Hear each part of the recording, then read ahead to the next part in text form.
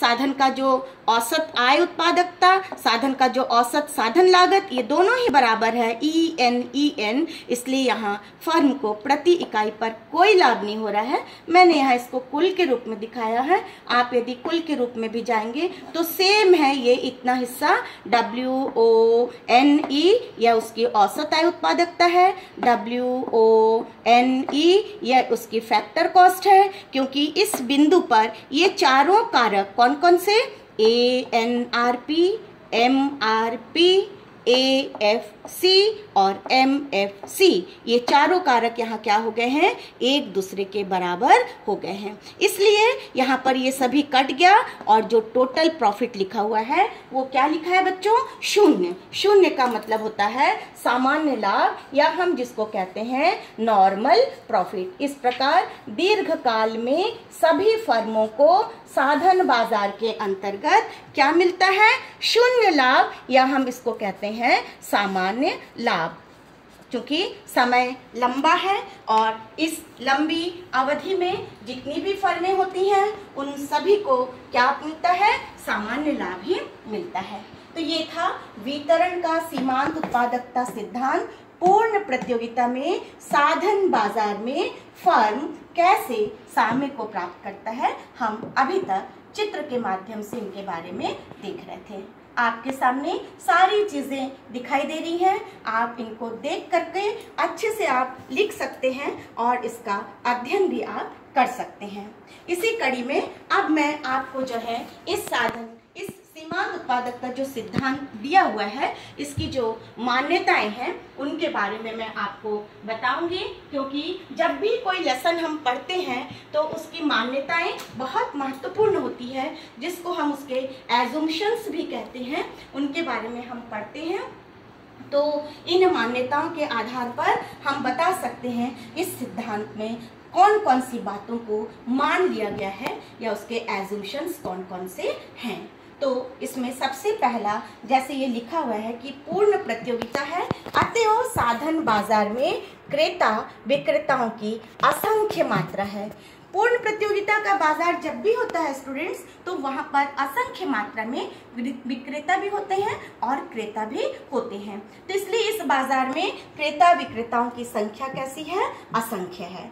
Number 2, पूर्ण प्रतियोगिता के कारण इसका मूल्य उद्योग के कुल मांग और कुल पूर्ति के द्वारा किया जाता है।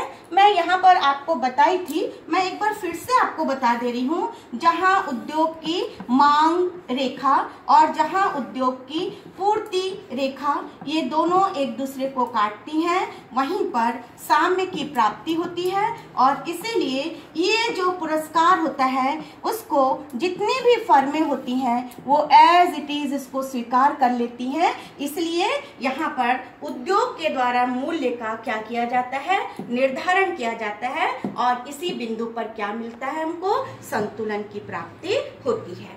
नंबर 3 मान्यता है, उद्योग द्वारा निर्धारित मूल्य पर फर्म साधन की कई इकाइयों को प्रयोग कर सकती है।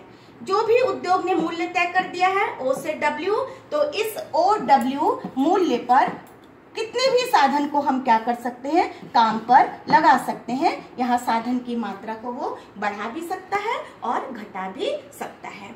नंबर 4 जो एजम्पशन है वो है उत्पत्ति नियम लागू होने से ARP और MRP उल्टे U आकार का होता है। बच्चों मैं पहले भी आपको बताई हूँ कि उत्पत्ति, एक बार और बताती हूँ, उत्पत्ति वृद्धि नियम, उत्पत्ति समता नियम और उत्पत्ति ह्रास नियम। इसलिए रेखा कौन से शेप का होता है, ऑपोजिट U, उल्टा U आकार का, उल्टे U के आकार की ये बनती है। इसलिए उत्पत्ति के नियमों के कारण जो है ये उत्पादकता की जो रेखा है ARP, और इसी के साथ ये जुड़ा हुआ है सीमांत आय उत्पादकता भी, तो इसलिए दोनों रेखाएं कैसी होती है, अंग्रेजी के उल्टे U के आकार की होती है, जो कि यहाँ मान्यता के अंतर्गत भी बतलाया गया है। नंबर 5 साधन की सभी इकाइयां कैसी होती हैं, एक समान होती हैं। इसके पहले भी जब हम पाठ अध्ययन किए थे तो मैंने आपसे ये बतलाया था कि जितने भी एजम्पशंस होते हैं वो एक प्रकार से उस सिद्धांत की आलोचना बन जाती है। तो यहाँ देखिए, सुनने से लग रहा है कि सभी इकाइयाँ समान होती है, लेकिन ठीक है, जैसा अब यहाँ पर हमारे मान्यता बतला रहा है कि सभी इकाइयाँ कैसी होती हैं, समान होती हैं। अगला है पूर्ण रोजगार होता है, फुल एम्प्लॉयमेंट। फिर है उत्पादन की तकनीक जो है वो दी हुई होती है, स्थिर होती है। अगला है ये सिद्धांत दीर्घकालीन होता है। फर्म का उद्देश्य अधिकतम लाभ होता है, इसीलिए न्यूनतम लागत पर साधनों का प्रतिस्थापन तब तक किया जाता है जब तक कि उसकी सीमांत उत्पादकता कीमत अनुपात के बराबर न हो जाए। तो ये थी इस सिद्धांत की कुछ मान्यताएं जो कि हमको यहाँ दिखाई दी, जिसमें एक के बाद एक आप पढ़ सकते हैं, आप इनको नोट डाउन भी कर सकते हैं, लिख सकते हैं और आप इनको समझना चाहें तो समझ भी सकते हैं। इसके बाद हम इस सिद्धांत के जो अंतिम कड़ी है उसकी ओर चलते हैं और मैं आपको बतलाई हूँ ये जितनी मान्यताएं हैं इनको यदि आप यहाँ ले आएंगे तो वो सारी मान्यताएं क्या बन जाएंगी, आलोचना। जैसे सबसे पहला दिया है कि एक साधन की सीमांत उत्पादकता का गणना करना कैसा होता है, कठिन। जैसे कि साहसी, मैं आपको पहले ही बताई थी, जैसे TMP या सीमांत उत्पादकता निकालने के लिए TP की अगली इकाई से TP की पिछली इकाई को क्या किया जाता है, घटाया जाता है। तो यहाँ तो हमने श्रम को लिया था, इसलिए श्रम की मात्रा को हम घटाए और बढ़ाए, लेकिन साहसी तो एक है, एंटरप्रेन्योरशिप एक ही इंसान करता है। ऐसे समय पे आप उसको बढ़ा या घटा कैसे पाएंगे, इसलिए सिद्धांत में सीमांत उत्पादकता को ज्ञात करना क्या होता है, कठिन होता है। दूसरा है एक साधन की सभी इकाइयां समान नहीं होती।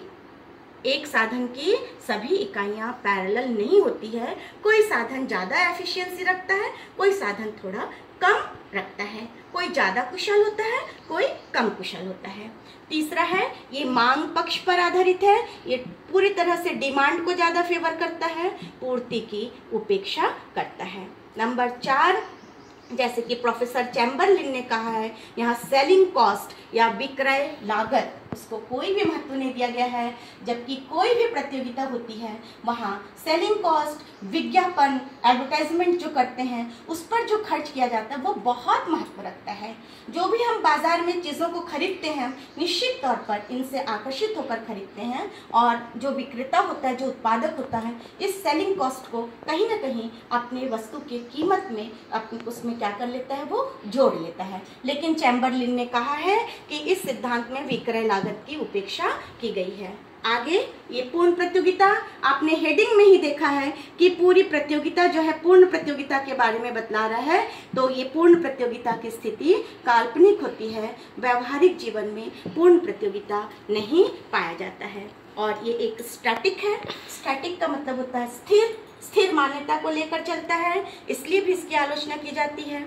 अगला है ये साधन के पुरस्कार और उसकी उत्पादकता के बीच संबंध की उपेक्षा करता है। अगला है चूंकि यहाँ पर जो साहसी होता है वही साधनों को काम पर लगाता है, इसलिए उसका लाभ होना अत्यंत आवश्यक है, पर हम जब इस लाभ की गणना ही नहीं कर पा रहे हैं, साधन की मात्रा को न बढ़ा सकते हैं न घटा सकते हैं, चूंकि साहसी है, इसीलिए यहाँ पर उसका जो सीमांत लाभ होता है या उसका जो अधिकतम लाभ होता है उसको भी ज्ञात करना, उसके पुरस्कार को ज्ञात करना भी कठिन होता है। और साहसी जो है हमेशा अधिकतम लाभ प्राप्त नहीं कर पाता है, इसलिए कि उसे बहुत दूर तक सोचना पड़ता है, उसे दूरदर्शी बनना पड़ता है, क्योंकि उसे ऐसा लगता है कहीं मैं कुछ अनैतिक तरीके से यदि मैं कीमत वसूल करूंगा, यदि साधनों का मैं शोषण करूंगा, तो हो सकता है बाजार में उसकी स्थिति डाउन हो जाए, उसका राष्ट्रीयकरण कर दिया जाए, नेशनलाइजेशन हो जाए, या हो सकता है उसको मार्केट से हटा दिया जाए। हो सकता है ये भी कि कई प्रतिद्वंदी जो फर्में हैं वो भी लाभ कमाने के लिए बाजार में आ जाए, इसलिए साहसी जो है हमेशा अधिकतम लाभ नहीं प्राप्त कर पाता है। और पूर्ण गतिशीलता भी नहीं पाई जाती है। इस तरह से इस सिद्धांत में बहुत सारी आलोचनाएं दी गई हैं, देखिए, और इनके बारे में पॉइंट्स के अनुसार लिखा हुआ भी है बच्चों। आप इनको देख सकते हैं, पढ़ सकते हैं और नोट डाउन भी कर सकते हैं। लेकिन ये सिद्धांत आलोचनाएं काफ़ी दिखाई दे रही हैं। मैंने 10 पॉइंट्स लिखे हैं बच्चों, ये पॉइंट्स आप और भी बढ़ा सकते हैं। मेन कंटेंट जो होता है डायग्राम होता है। आप ऐसा है जो परिभाषा है या जो मान्यताएं हैं उनको आप खुद से भी थोड़ा रिवीजन कर सकते हैं, पर जो चित्र होता है बच्चों उनको समझना बहुत बहुत मुश्किल होता है। इसलिए आप उनको बहुत अच्छे से पढ़िए, उनके ऊपर ज़्यादा आप ध्यान दीजिए। और अंत में मैं ये बतलाना चाहूँगी, जो ये मिल्टन फ्रीडमैन हैं, ये आधुनिक अर्थशास्त्री हैं। इन्होंने जो है इस सिद्धांत की आलोचना की है और कहा है कि यहाँ साधनों का कीमत निर्धारण जो है ये पूर्ण सिद्धांत के रूप में प्रस्तुत नहीं किया है। ये एक पक्षीय सिद्धांत है, ये अधूरा सिद्धांत है और इसलिए हम इस सिद्धांत को मान्य नहीं कर सकते हैं। तो इतनी सारी बातें आपने पढ़ी हैं बच्चों। मैं एक बार फिर से आपको ये सारे चित्र मैं दिखाना चाहती हूँ। आप यदि इसे नोट करना चाहते हैं तो भी बहुत अच्छी बात है, आप इसे लिख सकते हैं, पढ़ सकते हैं। और ये सारे डायग्राम आपके सामने हैं, सारी कंटेंट आपके सामने दिया है। और ये आप सेकेंड सेमेस्टर यूनिट फर्स्ट के अंतर्गत जो माइक्रो इकोनॉमिक्स है पेपर है, जो कंपलसरी पेपर है, उसके तहत आप इसे पढ़ सकते हैं, देख सकते हैं। और ये चैप्टर आपको और लाभ देगा कहाँ पर, जैसे मैंने आपको बताया है, मजदूरी के सीमांत उत्पादकता सिद्धांत में। ठीक है बच्चों, तो ये आज का लेसन था और आप सबको सुनने के लिए बहुत बहुत धन्यवाद।